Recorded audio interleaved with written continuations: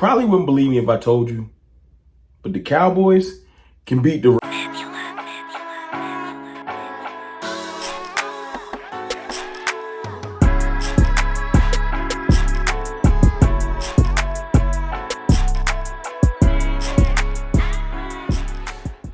good people. It's your boy, Mr. Rome, Cowboys fan talk, right back. Like I never left. Look, listen. Before I even go into my explanation on why I said we can beat the Ravens, for everyone that's about to not even watch the video, you clicked on the video just to write hateful comments. Let me tell you from the bottom of my heart, I don't care.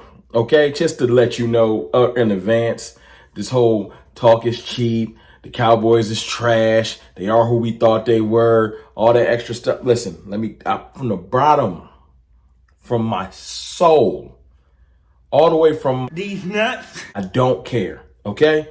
Now that we've gotten out of the way, the Cowboys can beat the Ravens. You know, we're going to go surface level a little bit, then we're going to go a little bit deeper. First and foremost, the Cowboys have the better quarterback. I'm going to get that out the way, just in case there was any confusion. Dak Prescott should have won MVP last year, not Lamar Jackson. Go look at the stats and what he did last year versus Lamar Jackson. Lamar Jackson won the MVP because they beat the 49ers, and they beat the 49ers because of the thing that could give us the most trouble on Sunday. Not because of Lamar Jackson. Not that he's not a great quarterback.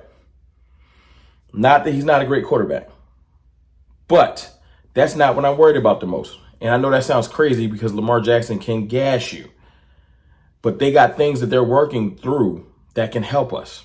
Okay? I know y'all have bad memories about when Lamar Jackson gassed us back in the day, but he's a slightly different player right now.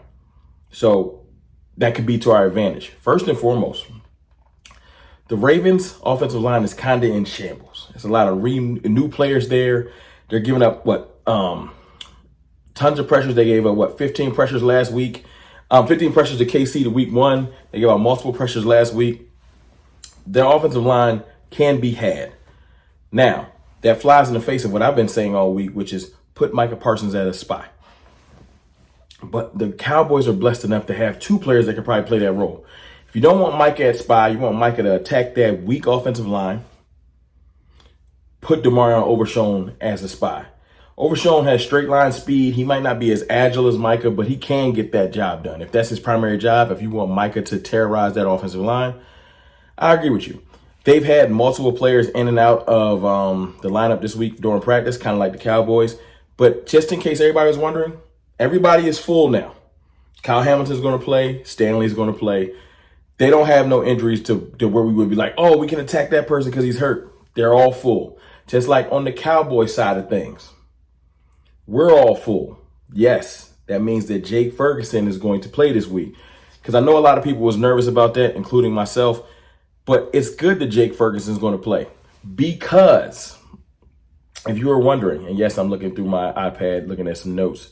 Because last week, the Ravens allowed Brock Bowers to go for 98 yards on 9 catches and Devontae Adams to go for 110 yards on 9 catches. Meaning, Gardner Minshew went for 276 yards with 30 completions, only 8 incompletions. I ain't trying to be disrespectful, but we're a better offensive team than the Raiders can ever dream of. Not that Devontae Adams is great, but we had the number 1 scoring offense in the NFL last year and a top 10 offense overall. Top 5, to be honest with you. I'm not trying to hear that we can't get on the same page and dominate this Ravens defense presently. Now, this Ravens defense is not the same defense as it was last year, and our offense, that stands to reason, could not be the same offense as last year. But our players that we have, our offensive weapons, I feel like are due. The missing of Mike McDonald, I think his name is Mike McDonald, the defensive coordinator for last year that he's the head coach of the Seahawks now, changes a lot. The way they're playing defense right now, they're not quite, the continuity's not there. And it might come later. That won't be our problem. But in week 3, I feel like we can take advantage of them. I feel like Dak Prescott can go for his first 300-yard game this week. I think that Cooks can get something over the top. I think that Jake Ferguson can excel. He can excel. They are missing Patrick Queen a lot. Not that Roquan Smith isn't great, But Roquan Smith and some of those other players, Kyle Hamilton, those are the two I'm most worried about. Ajabu was pretty good too. Let me not act like he's not nice. And the other, Anabike, their D tackle, they have pieces. Let's not act like the Ravens defense ain't like that. But presently, I feel like we can take advantage of them because I don't feel like their defensive play caller that replaced McDonald is the same. I feel like our offense I feel like we can get a lead on the Ravens and then we can play our game. Our game ain't necessarily designed to play from behind. Let's just be honest. Until we show that, it's true. But I think we can get a lead on the Ravens and take advantage of it. I do. They're going to come out defensively. The Ravens are going to come out, offensively, and try to bunch our defense together. First and foremost, this is not a Shanahan tree offense, okay? Todd Monken, offensive coordinator that came from Georgia that took over last year, he keeps trying to turn Lamar Jackson into a pocket passer. I want him to continue doing that this week because his running ability is what could gash us the most. But they like to run 12 personnel. They like to run heavy. They like to get Isaiah Likely out there, Mark Andrews out there. I feel like the Cowboys can match up with them. I know it doesn't look like it because of last week, but last week we weren't gashed by tight ends. We were just gashed for poor play, effort, and horrible technique.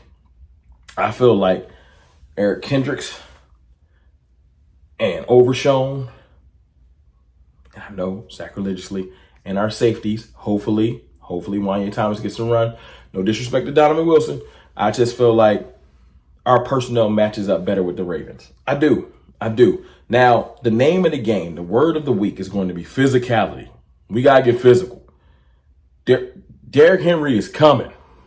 Like I said, 12 personnel, bunch formations, physical running. Lamar Jackson's going to run and keep us on our toes.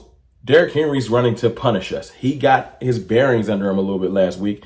He's here. And he's going to be running with a little bit of incentive. Y'all didn't want to sign me? Y'all didn't want to give me a call, Cowboys? Okay. Now, although we have our owner, Jerry Jones, out there crazily today saying our running room is okay. Our running back room is not okay. Let me be clear.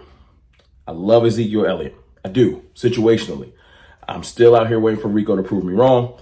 Deuce Vaughn, I think we got our answer on that.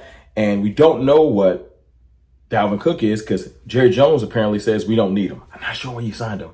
If you just wanted a practice squad body, you could have ran with Nathaniel Pete. You could have rolled with Malik Davis. You brought him in for a reason. I'm letting you know right now, Jerry Jones would be bold-faced lying, and y'all know he do. A month ago, he acted like he wasn't going to sign CeeDee Lamb or Dak Prescott, and voila, they both signed. So when Jerry Jones comes out and says, I'm not planning on signing or planning on elevating Dalvin Cook, our running back room looks fine. Whenever he gets loud, he's lying. Loud Jerry is a lying Jerry.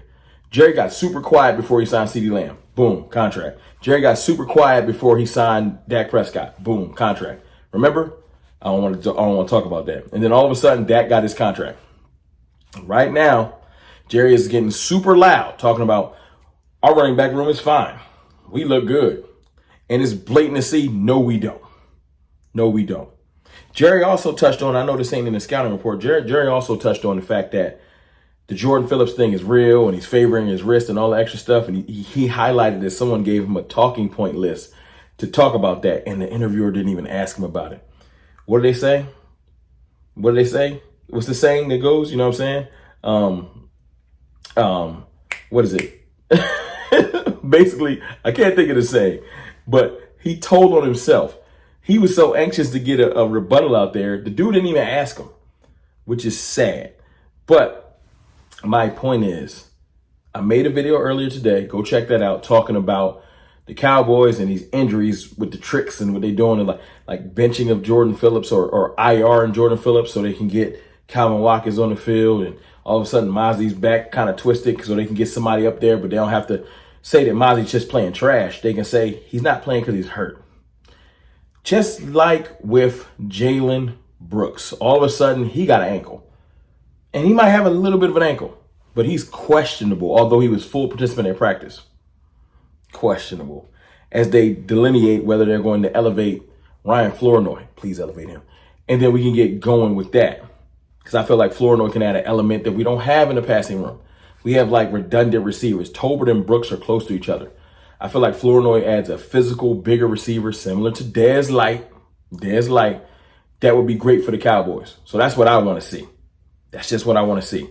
So to recap, so we can wrap this bad boy up. I feel like the Cowboys can attack them through the air. I feel like this is Dak's first 300-yard game. I can see 2 touchdowns bare minimum.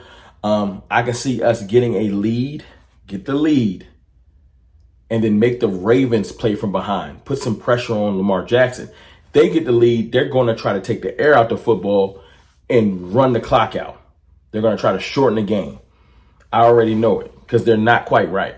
We need to receive the ball, get the lead, play with the lead, and then we can unleash our pass rush. We know we have a pass rush. D-Law, Micah Parsons, Marshawn Nealon, I know you don't want to hear that name, and some of our blitzing linebackers and things like that. I think that we can affect the Ravens, but we need to get the lead first. That is my way to victory. Get the lead and then throw the run. Sometimes you got to run to open up the pass, play action and stuff like that. I feel like the Cowboys are going to throw to open up the run. Get the lead and then allow Zeke Elliott, Rico Dowdle, to actually start to salt this game away as we still figure out our running back run. But that's my things. One of the pitfalls I want to look out for. Look, Kyle Hamilton's going to be all over the field. So keep an eye on him and Roquan Smith. Those are my things to keep an eye on. But it's real simple. We can beat the Ravens. Before we step on the field, before we talk about scheme and everything like that, mindset matters. But look, we're going to talk about this further tomorrow. I'm doing Saturday Night Live with CFT. We'll be talking about some of the stuff we talked about today and just the general mindset of the fan base and the team going into what I'm calling one of the most important regular season games in the last 3 years.